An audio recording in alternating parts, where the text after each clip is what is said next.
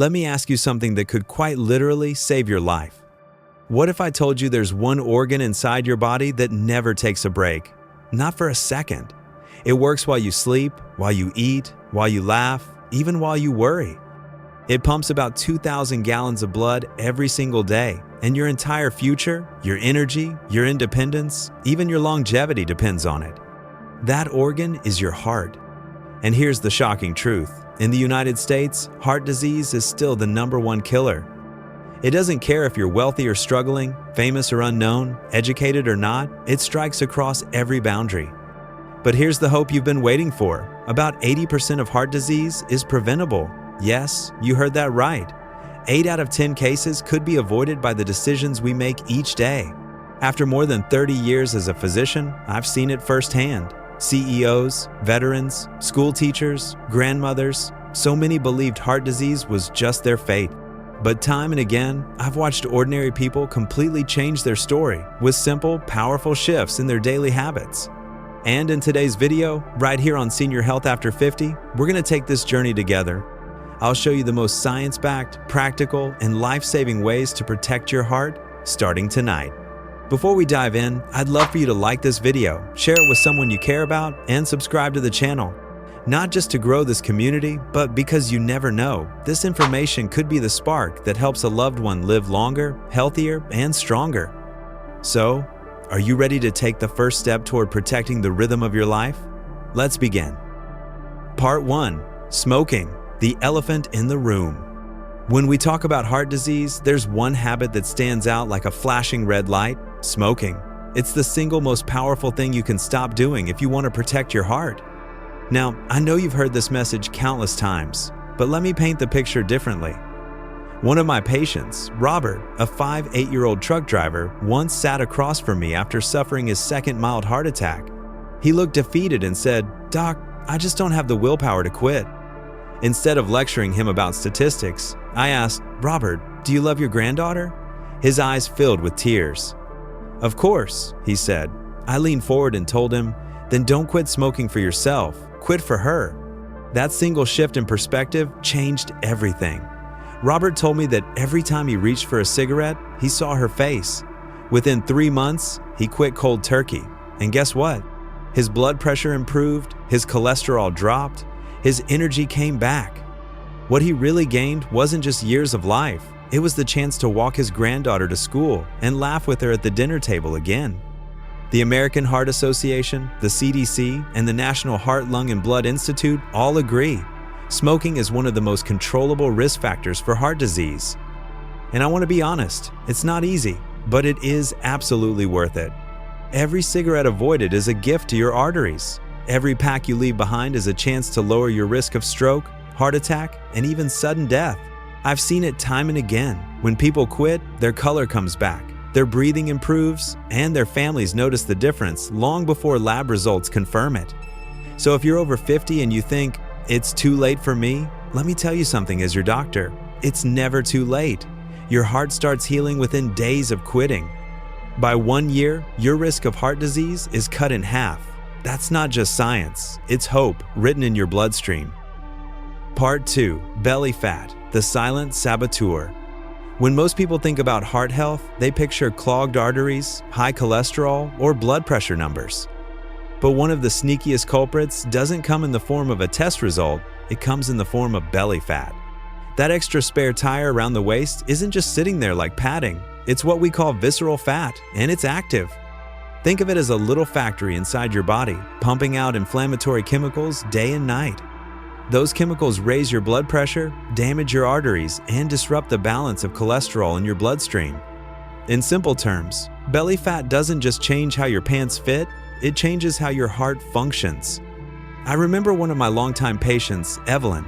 She was 67 when she came to see me, convinced she was too old to worry about weight loss. She said, "Doc, I'm past the age of vanity. What's the point?" But after her blood work showed climbing cholesterol and blood sugar, I explained, "Evelyn, this isn't about fitting into skinny jeans. This is about giving your heart room to breathe." She started small, 20 minutes of walking each evening after dinner, swapping her soda for sparkling water, and cutting her portions by just a third. 6 months later, she'd lost nearly 20 pounds. all from her waistline. More importantly, her blood pressure dropped so much that we cut her medication in half. Evelyn didn't just lose weight, she gained back energy and confidence she hadn't felt in years. And if you think belly fat only affects everyday people, think again. Bill Clinton is a prime example. After his presidency, years of stress and poor eating caught up with him. He had bypass surgery and later admitted that his diet and belly weight were taking a toll on his heart. That scare pushed him to completely revamp his lifestyle. He embraced a plant-based diet, trimmed down, and turned his health around. Today, he credits those changes for giving him the stamina to enjoy time with his family and work on his foundation. Science backs up these stories. A major study in the Journal of the American College of Cardiology found that excess belly fat was linked to higher blood pressure, abnormal cholesterol, and a greater risk of heart attack, even in people who weren't technically overweight. In other words, it's not just about the number on the scale, it's about where you carry it. Here's the hopeful part. Even modest weight loss can dramatically reduce risk. Dropping just 5 to 10% of your body weight, say 10 to 15 pounds for many people, can lower blood pressure, improve cholesterol, and reduce inflammation. So the takeaway is this: don't ignore that waistline, not because of how it looks, but because of what it means for your heart. Every step you take, every healthier choice you make, helps shrink that toxic factory inside and gives your arteries a fighting chance. Part 3. The Food Pharmacy: Eating for a Stronger Heart. If there's one place where the battle for your heart health is won or lost, it's not in the hospital, it's in your kitchen. Food can be the most powerful medicine, or it can be the slowest poison. Let's break down the everyday foods that either strengthen or weaken the very walls of your arteries. 1. Fiber, the artery's broom. I like to tell patients that fiber works like a broom in your blood vessels. It sweeps out the bad cholesterol, LDL, and helps keep arteries clear.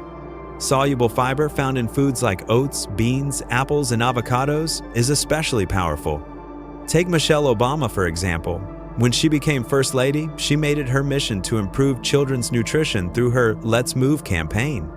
Behind the speeches and programs was a simple truth she practiced herself. Meals rich in fiber, vegetables, and whole grains aren't just for kids. They protect adult hearts too. That's part of how she maintains her energy and glow even after leaving the White House spotlight.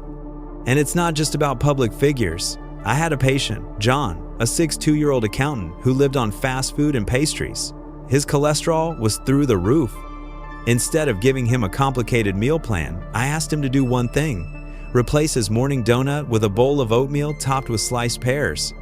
3 months later, his LDL cholesterol dropped nearly 20%. One small swap made a measurable difference. 2. Breakfast, your morning shield. Skipping breakfast might seem harmless, but research shows it often leads to overeating later in the day and unstable blood sugar. A heart-friendly breakfast doesn't need to be fancy. Think whole grain toast with almond butter, scrambled eggs with spinach, or a bowl of yogurt with berries. 3. Fish, omega-3, armor for the heart. Omega-3 fatty acids found in salmon, sardines, and tuna act like armor plating for your arteries. They lower triglycerides, reduce inflammation, and help stabilize heart rhythms. Look at Japanese culture, where fish is a staple. Rates of heart disease are dramatically lower compared to Western countries. Former Prime Minister Shinzo Abe often credited the traditional Japanese diet, rich in fish and vegetables, for his stamina during long days in politics. Science supports this. Eating fish twice a week can significantly reduce the risk of fatal heart events. 4. Nuts, small but mighty. Almonds, walnuts, and pecans may look small, but they pack a punch of protein, fiber, and healthy fats. The key is moderation, just a small handful daily. I often think of Queen Elizabeth II, who was known for her disciplined eating habits. She reportedly enjoyed nuts and fruits regularly, not as indulgences, but as staples. It's one reason she remained active and mentally sharp well into her 90s. On a practical level, I tell patients, instead of reaching for chips at 3 p.m., keep a jar of almonds on your desk. One of my patients, Harold, a 5-year-old teacher, made this swap and not only lost 12 pounds over 6 months, but also saw his blood pressure stabilize. Every bite you take is a message to your heart. Fiber says, "I'll clean your arteries." Breakfast says, "I'll fuel you steady." Fish says, "I'll protect you from inflammation." Nuts say, "I'll give you energy without clogging your arteries." Food isn't just calories, it's chemistry. And when you treat your kitchen like a pharmacy, you can literally rewrite the story of your heart health. Part 4. The salt and fat trap. When I ask patients what the biggest threat to their heart is, they usually say cholesterol. And while cholesterol plays a role, two everyday villains often sneak under the radar: salt and saturated fat. 1. Salt, the silent blood pressure bomb. Salt isn't just about flavor. In excess, it's like pouring gasoline on the fire of high blood pressure.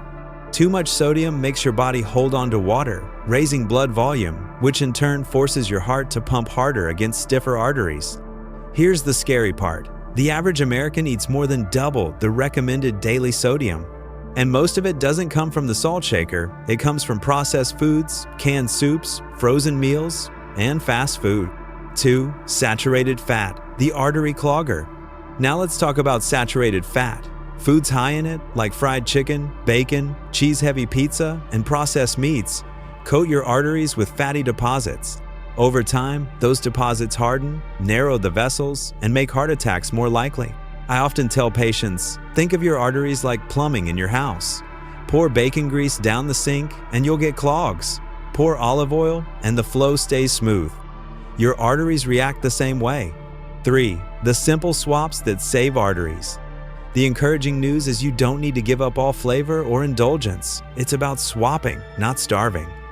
Instead of salty chips, try roasted chickpeas with spices. Instead of butter-heavy toast, try olive oil with a sprinkle of herbs. Instead of fried chicken, try grilled salmon with lemon. Instead of creamy dressings, try yogurt-based or olive oil dressings. Salt and saturated fat are sneaky. They hide in your favorite foods. They taste comforting, but over time, they chip away at your arteries. Cutting them down doesn't mean living without joy. It means living long enough to enjoy the things that truly matter: birthdays, anniversaries, laughter around the dinner table. Part 5. Simple pleasures that heal, tea and chocolate. When most people think about heart-healthy changes, they imagine strict diets or giving up every indulgence they love. But here's the surprising truth. Some of life's simplest pleasures, like a warm cup of tea or a small square of chocolate, can actually heal the heart when enjoyed the right way. 1. Tea. Ancient comfort, modern medicine. Tea has been around for thousands of years, but modern science finally explains why cultures that drink it daily often live longer. Green and black teas are packed with antioxidants called catechins and flavonoids. These natural compounds calm inflammation, improve blood vessel function, and even lower blood pressure. Look at countries like Japan and China, where tea drinking is a daily ritual. Their rates of heart disease are dramatically lower than in the West. Even members of the British royal family, like King Charles, have long been known to enjoy multiple cups of tea each day. Their habits aren't just cultural, they're protective. 2. Dark chocolate. Sweetness with a purpose. Now let's talk chocolate. Most people think chocolate is a guilty pleasure. And if we're talking about sugary, processed milk chocolate, that's true. But dark chocolate, at least 70% cacao or higher, is a different story. It's rich in flavonoids, which relax blood vessels, improve circulation, and reduce inflammation. Even celebrities have leaned into this wisdom. Oprah Winfrey once shared that dark chocolate, in moderation, is one of her favorite indulgences, something that feels luxurious but doesn't sabotage her health. Former First Lady Michelle Obama also championed balance, teaching kids and adults that you can enjoy sweets, but the type and portion matter. 3. Why these pleasures work. The reason tea and dark chocolate matter isn't just their nutrients, it's the ritual and joy they bring. Stress, loneliness, and constant rushing all strain the heart. Taking time to slow down, sip tea, or savor a small piece of chocolate signals to your body, you're safe, you can relax. That psychological shift lowers cortisol, reduces strain on your arteries, and promotes healing. So in a way, the benefit isn't just chemical, it's emotional. Protecting your heart doesn't mean living without joy. Sometimes it means embracing it. A cup of green tea in the morning, a square of dark chocolate after dinner, these aren't cheats, they're tools. Tools that work with your body instead of against it. So the next time you brew tea or unwrap a piece of chocolate, don't feel guilty. Feel grateful. You're not just treating yourself, you're treating your heart. Part 6. Beyond food, stress, sleep, and connection. When we think about heart health, most of us picture food, cholesterol, and exercise. But your heart isn't just a pump. It's deeply connected to your mind, emotions, and relationships. In fact, stress, sleep, and social connection can be just as important as diet and exercise when it comes to protecting your heart. 1. Stress. Living with your foot on the gas. Imagine driving your car with your foot pressed halfway on the gas all day long. The engine runs hot, the parts wear down, and eventually, something breaks. That's exactly what chronic stress does to your heart. It keeps your body flooded with adrenaline and cortisol, raising your blood pressure, tightening your arteries, and straining your heart muscle. I had a patient, Teresa, 63, a retired teacher, who developed chest pain even though her diet was excellent. After running all the tests, her heart arteries looked fine. The culprit? Constant stress from caring for her elderly mother and never taking a break. When she finally allowed herself 20 minutes each day for meditation and joined a caregiver support group, her chest pain disappeared. Her heart wasn't just reacting to food, it was reacting to her life. 2. Sleep. The heart's nightly repair time. If stress is the gas pedal, sleep is the brake. Without it, your heart never gets to rest. Studies show that sleeping fewer than 6 hours a night increases the risk of heart disease by up to 50%. During deep sleep, your blood pressure naturally drops, your blood vessels relax, and your heart does essential repairs. One of the most famous wake-up calls came from Arianna Huffington, the founder of the Huffington Post. She collapsed at her desk from exhaustion and broke her cheekbone. That terrifying moment pushed her to completely reevaluate her lifestyle. She now advocates for healthy sleep as the foundation of productivity and health. Her story reminds us, no matter how important your work, no heart can survive endless nights without rest. 3. Connection, medicine for the soul and the heart. Here's something most people underestimate. Loneliness can literally break your heart. Research shows that social isolation is as harmful as smoking 15 cigarettes a day. On the other hand, strong social ties, friends, family, community, act like a protective shield. Even world leaders know this truth. Nelson Mandela, after decades in prison, often spoke about the healing power of community and forgiveness. His resilience wasn't just mental, it was biological. Studies show that optimism, forgiveness, and human connection lower inflammation and strengthen the heart. Your heart isn't just a machine that runs on food and exercise. It's an organ that listens to your stress, repairs itself while you sleep, and thrives when surrounded by love and connection. So yes, eat your greens, walk your miles, take your medications, but also breathe deeply, get your sleep, and pick up the phone to call someone you love. Those choices heal your heart in ways no pill ever could. Part 7. Stories and famous examples. Sometimes the most powerful lessons about heart health don't come from medical textbooks, they come from real people, both ordinary and extraordinary. Because whether you're a retired teacher, a global leader, or a celebrity on magazine covers, your heart plays by the same rules. From presidents to patients, from CEOs to retirees, the lesson is the same. The choices we make, what we eat, how we move, how we rest, and how we connect shape the health of our hearts. Fame, wealth, or intelligence can't shield you from clogged arteries or high blood pressure. But discipline, consistency, and community can protect you. Every story I've shared proves one thing: it's never too late, and it's always worth it. So let me leave you with this. Your heart is not just a pump, it's the rhythm of your life, the steady drumbeat behind every laugh, every hug, every sunrise you get to see, every moment you hold your grandchild's hand. Protecting it doesn't require perfection, it simply requires intention.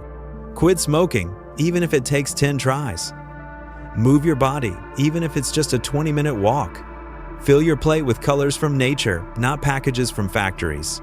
Enjoy tea, savor chocolate, and above all, cherish your connections.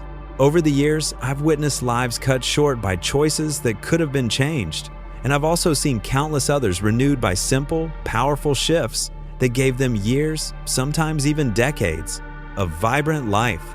So tonight, I want you to make just one promise to yourself. Maybe it's swapping chips for a handful of almonds. Maybe it's putting out that last cigarette. Maybe it's picking up the phone to call an old friend. Whatever it is, do it for your heart. Because when your heart is strong, every part of your life becomes richer, fuller, and longer. And this is Senior Health After 50. If today's message inspired you, I invite you to like this video, share it with someone you love, and subscribe to the channel.